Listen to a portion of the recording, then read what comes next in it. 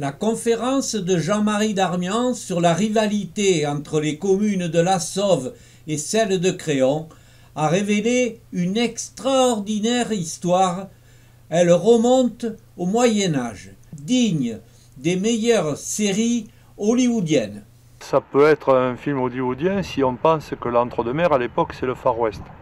Le Far West a une particularité, c'est le Far West girondin, personne n'y vient, mais il y a une immense ville qui est née autour de l'abbaye de la Sauve majeure avec beaucoup de rentabilité économique. La religion à l'époque est d'abord une source de revenus, avec des dizaines de boulangers, des dizaines de bouchers dans le bourg de la Sauve, qui vivent uniquement des pèlerinages, qui vivent également du passage des gens qui sont sur le chemin de Saint-Jacques-de-Compostelle.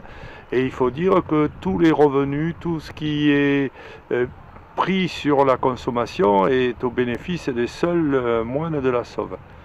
Le roi d'Angleterre voit ça d'un mauvais œil, on le comprend aisément. Il va entamer une guerre contre le roi de France pour maintenir ses droits sur l'Aquitaine.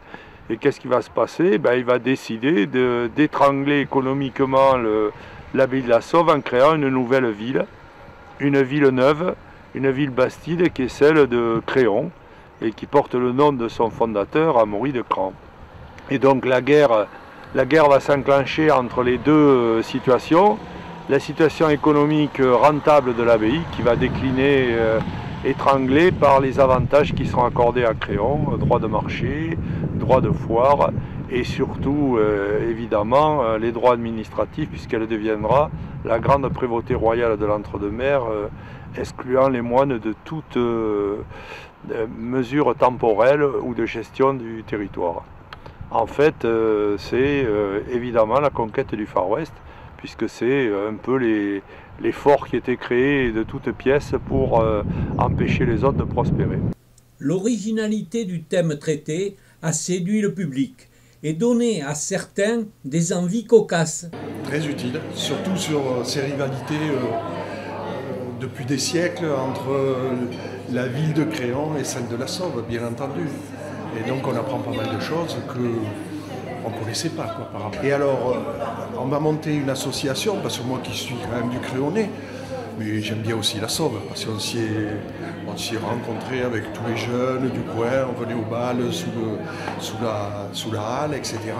Et on a décidé de monter un comité pour aller récupérer toutes les pierres que Créon a volées à la Sauve, pour les ramener à la Sauve. Le temps fait oublier les douleurs, éteint les vengeances. Alors le passé est comme s'il n'eût jamais existé. Luce et Joséphine en sont les exemples. J'ai découvert des choses que je ne connaissais pas, mais ce que je peux dire, c'est que la rivalité Créon-La Sauve est quand même beaucoup réduite de nos jours, parce que tous nos amis ou familles qui viennent de l'extérieur, on les amène voir l'abbaye de la Sauve. C'est un site stratégique et formidable à voir. Et très contente de la conférence parce que vraiment mener... La vie aussi a joué un rôle. Voilà, je suis née à La Sauve et vous habitez Créon. Pourquoi vous avez immigré? Parce que après je me suis mariée et mon lieu de travail était sur Créon et celui de mon mari aussi. Lydia admet des progrès. Il reste encore, malgré tout, quelques tenaces. Non, on a connu ça quand on était plus jeune, mais c'est vrai que depuis qu'avec Jean-Marie Darmian, le maire, et M. Terraza, ça s'est vraiment adouci à cette époque-là, j'ai l'impression. Mais il y en a encore qui sont tenaces. Pas de conflit, mais une petite jalousie créonaise, le désir d'avoir la tenue d'une même conférence à Créon.